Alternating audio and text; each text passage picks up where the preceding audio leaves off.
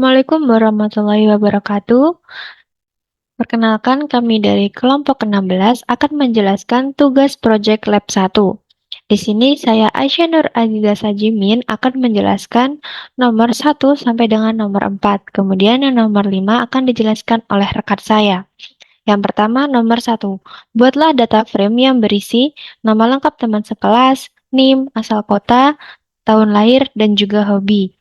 Di sini saya menggunakan langsung import pandas ASPD, kemudian membuat nama variabel dt, kemudian pd.readcsv untuk membaca data anak ds02.csv, nama format filenya.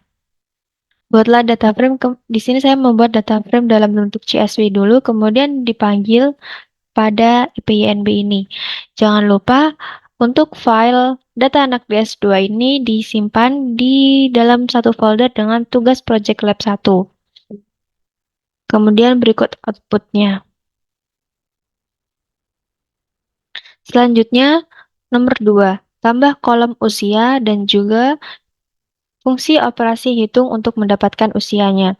Di sini langsung saja memanggil nama data frame yang di atas, kemudian kurung siku usia untuk memberikan nama kolom usia yang berisi tahun sekarang 2024 dikurangi dengan kolom tahun lahir. Jadi nanti otomatis akan membuat berisi 2004 kurangi tahun lahir, kemudian tertulis di kolom usianya.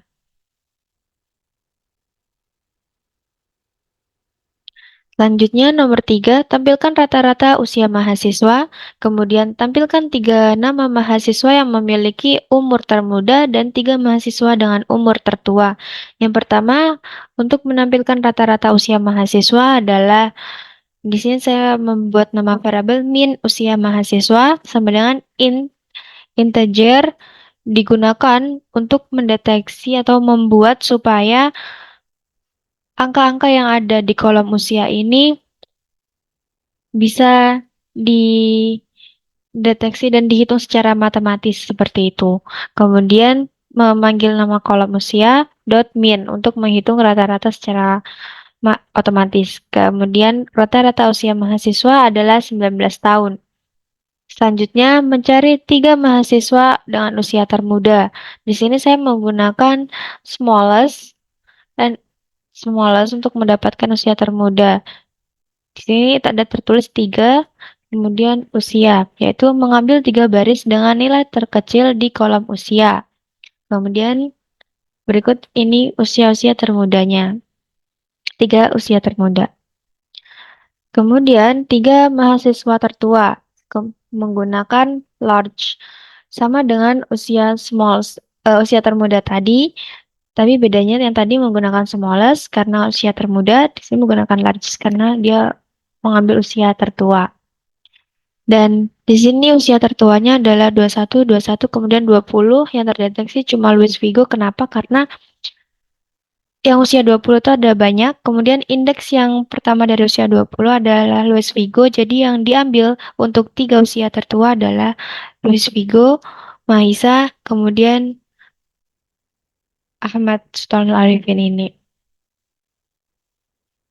Selanjutnya nomor 4, tunjukkan hobi, apakah yang paling diminati oleh mahasiswa data science angkatan 2023 atau mahasiswa yang ada di kelas DS0302.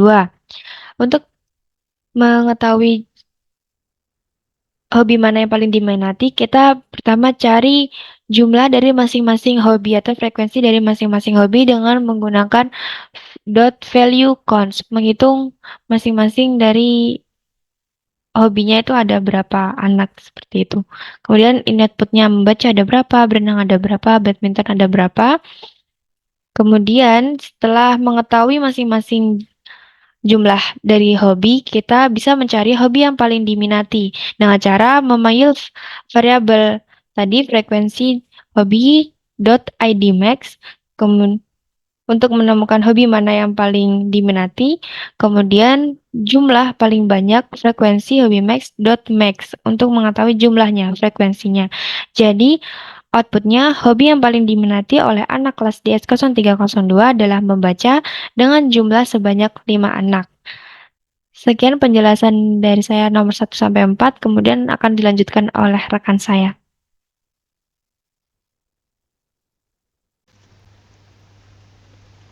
Oke, di sini saya akan menjelaskan lanjutan dari soal yang sudah dibahas oleh teman saya tadi.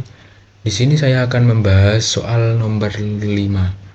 Untuk soal nomor 5 sendiri kita disuruh mencari statistika deskriptif dari data. Dan untuk soal nomor yang 5 yang B, kita disuruh mencari total cash dan total debt tertinggi dari sebuah negara. Kemudian untuk soal yang nomor 5 yang C, kita disuruh mencari total cash dan total debt terendah. Oke, langkah pertama saya akan menjelaskan caranya untuk mengimporkan atau mengeluarkan output sebuah data dari sebuah negara tersebut.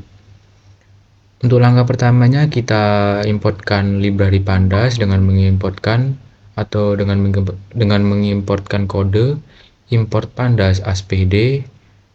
Kemudian kita buat variabel untuk memanggil datanya nanti. Di sini saya menggunakan nama variabelnya, yaitu saya menggunakan nama dataframe, yaitu dengan dataframe itu disingkat dengan data frame, sama dengan pd.read strip csv. Nah, untuk kan filenya di sini kan berbentuk file csv. Jadi di sini untuk memanggil datanya kita menggunakan kode read strip csv. Nah, kemudian untuk koma sep sama dengan string. Nah, di dalam string kan ada koma. Untuk sep ini disingkat dari separator. Ini digunakan untuk membaca file CSV berdasarkan pemisahnya. Kemudian kita keluarkan outputnya atau kita keluarkan datanya, data dari COVID-19 di negara-negara Asia. Kita keluarkan outputnya dengan menginputkan nama variabelnya yang tadi, yaitu kita ketik dataframe atau data frame. Lalu kita run dan hasilnya akan seperti ini. Di sini datanya ada sekitar 49 data COVID-19 yang ada di negara-negara Asia. Oke, langsung saja masuk ke soal nomor 5 yang A. Kita disuruh mencari statistika deskriptif dari data. Nah, di statistika deskriptif sendiri kan ada mean, median, kemudian nilai minimum, maksimum, dan lain-lain. Untuk langkah pertama kita mencari mediannya dulu. Di sini kita inputkan nama variabel yaitu median karena kita sedang mencari median. Kemudian dataframe. Ini dataframe kan tadi kan diambil dari nama variabel yaitu dataframe kemudian dot median.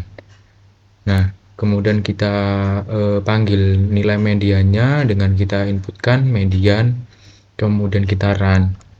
Nah, di sini kan sudah ada output dari nilai mediannya dari sebuah negara yang tadi, dari sebuah data negara COVID-19 yang tadi.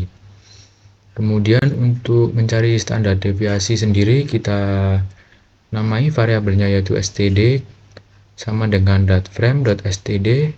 Kemudian kita panggil datanya dengan menginputkan std dan kita run, maka kita akan mendapatkan nilai standar deviasi dari sebuah data COVID-19 di Asia tadi. Kemudian kita mencari nilai minimum.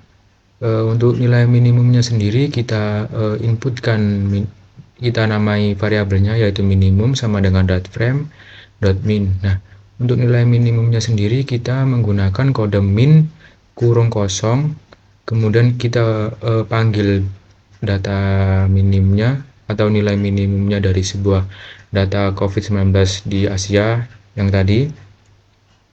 Kita panggil dengan memanggil variabelnya yaitu minimum, kemudian kita run dan hasilnya akan seperti ini. Untuk nilai minimumnya ada di negara Afghanistan dengan jumlah total cash 77 dengan total debt-nya 3,0. Oke, kemudian untuk nilai maksimumnya sendiri kita namai variabelnya yaitu maksimum sama dengan dataframe. Sama seperti nilai minimum. Untuk nilai maksimumnya kita menggunakan .max, kemudian kurung kosong. Untuk memanggil nilai maksimumnya kita panggil atau kita outputkan variabelnya yaitu maksimum, kemudian kita run. Untuk dinilai maksimumnya sendiri di sini sudah ada output yaitu dengan nilai maksimumnya ada di negara Yaman dengan total cache 33971.607 dan total date-nya 450.814,0. Kemudian untuk statistika deskriptif yang selanjutnya kita cari count. Count sendiri digunakan untuk menghitung jumlah non-null elemen untuk setiap kolom atau baris dalam data frame. Nah, di sini kita mencari atau menghitung jumlah non-null elemen di setiap kolom dan baris dalam data frame. Kita inputkan cnt atau disingkat dengan count, kemudian .frame.count, kemudian kurung kosong, kita panggil datanya, yaitu kita inputkan nama variabelnya yang tadi yaitu cnt, kemudian kita run. Untuk soal berikutnya, soal nomor 5 yang B. Untuk soal nomor 5 yang B sendiri, kita disuruh mencari nilai total cache dan total date di sebuah negara dengan total cache dan total date-nya yang tertinggi. Oke, langkah pertama kita inputkan nama variabelnya yaitu total cache tertinggi, kemudian data frame, atau .frame, kemudian .log, kemudian nama variabelnya yang aku buat tadi yaitu .frame, kemudian kita inputkan nama kolomnya yaitu total cache .id max. Kenapa kita menggunakan id max? Kan kita sedang mencari nilai dengan total cache dan jumlah date tertinggi, maka kita menggunakan max, kemudian kurung kosong, kemudian kita inputkan nama kolomnya yang akan kita cari yaitu nama negara, nama kolom negaranya, kemudian kita print jadi negara dengan total cache tertinggi ada di negara mana sih, kemudian kita panggil variabelnya yang ada di sini, yang ada di atas sini dengan nama total cache tertinggi dengan frekuensi jumlah cache tertinggi diambil dari sini, dari .frame, nama kolom .max. Karena kita sedang mencari nilai maksimum, maka kita inputkan .max untuk mencari nilai maksimum. Untuk outputnya yang nilai tertinggi di sini ada di negara India dengan jumlah total cache-nya dengan frekuensi 33971.607. Kemudian untuk total date tertinggi di India sendiri dengan frekuensi 450.814,0. Oke, untuk soal berikutnya kita mencari nilai yang terendah. Sama seperti yang nilai tertinggi tadi, untuk nilai yang terendah sendiri kita menggunakan kode .id min untuk menghitung data frame, kemudian kita inputkan nama kolom negara yaitu country, kemudian kita inputkan lagi untuk memanggil jumlah cache terendah nanti.